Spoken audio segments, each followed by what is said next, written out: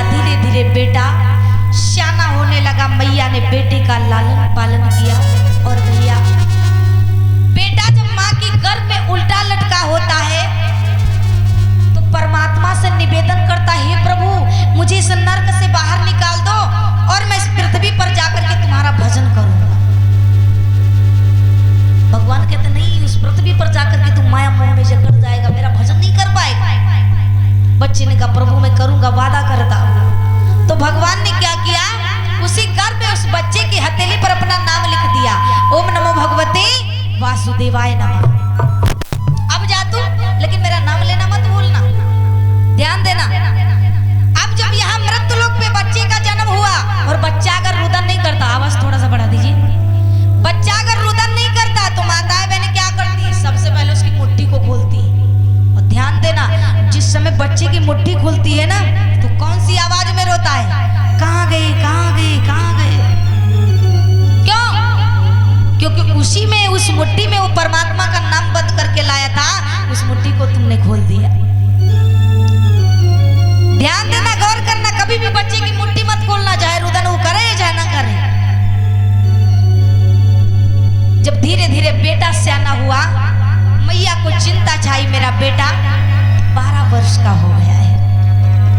और जो बेटा हो चाहे बेटी 12 से 15 वर्ष की आयु में पहुंचते हैं ना तो अम्मा बस बताते हैं जा रहे हैं पूर्वे तो जाइए पछुए हैं।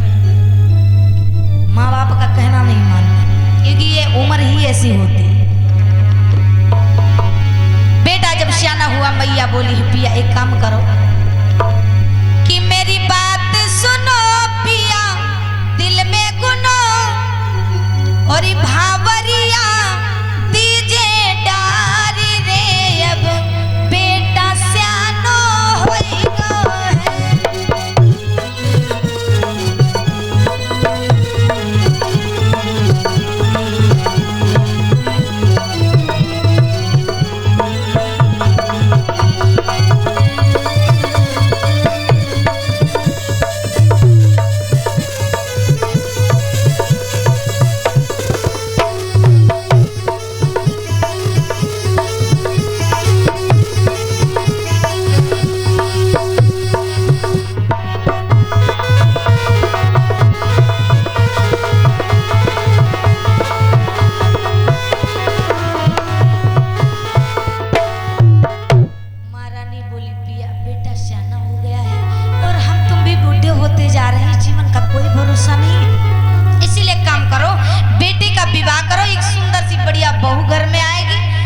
रोटी टुका हम लोगों को भी बना करके देगी, जीवन कट जाएगा।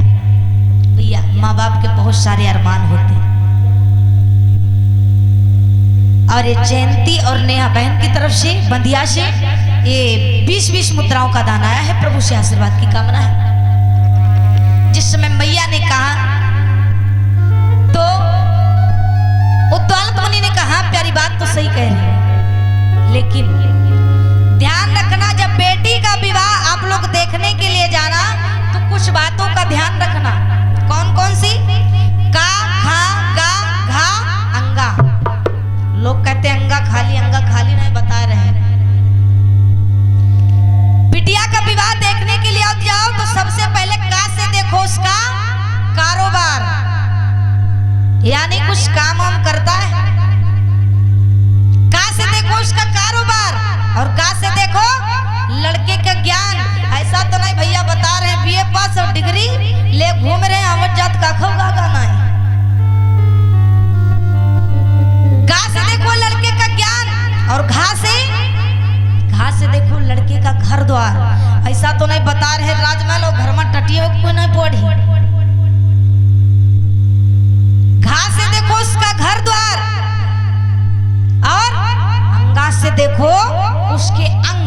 ऐसा तो नहीं भैया ऊपर से बढ़िया टाई बेल्ट में जमे हैं और अंदर कब्र ही होए।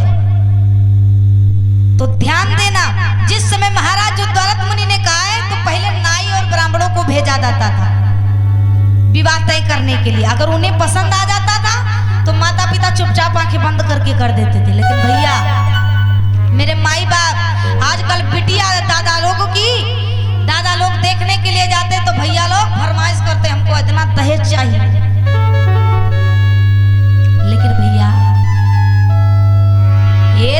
के ठेकेदारों तुम्हें अकल कब आएगी, और इस दहेज की बीमारी भारत से किस दिन जाएगी।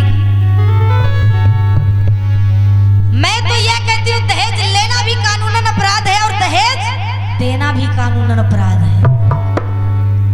आप किसी गरीब के घर में अपनी बेटी का विवाह कर आओ, आपकी बेटी का मान सम्मान रखेगा, लेकिन अगर किसी दौलतमंद के घर आपकी बेटी का विवाह हो गया तो वो कभी सुखी नहीं रह सकती, क्योंकि अहम विनाश की जड़ है।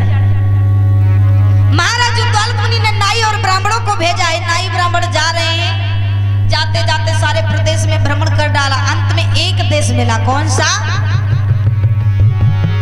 एक राजा थे कंचनपुर के, उनकी बिटिया का नाम था श्यामावती। उसी के साथ में नाई और ब्राह्मण विवाह तय करके आए महाराज श्रवण कुमार का, और आए सारा वृतांत महाराज को बताया, महाराज मैंने कंचनपुर के राजा है केसरी सिंह, जिनकी बिटिया का नाम है श्यामावती, उसी के साथ में तुम्हारे बेटे का विवाह तय करके आया हूं। ठीक है, विवाह की तैयारियां हुई। आज मैया चंद्रकला अपने बेटे को दूल्हा बना रही है, नाना प्रकार के अरमान सजा है। बेटा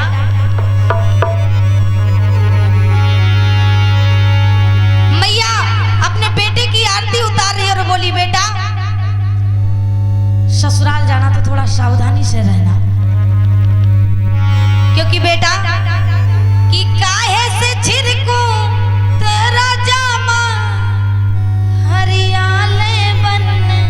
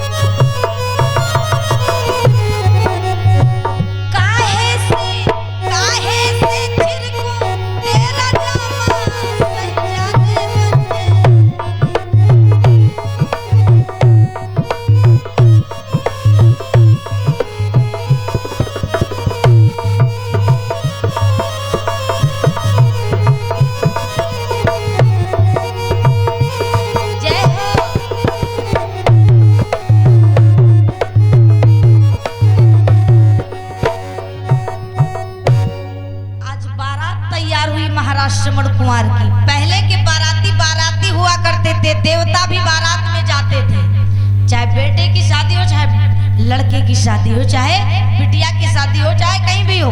लेकिन आजकल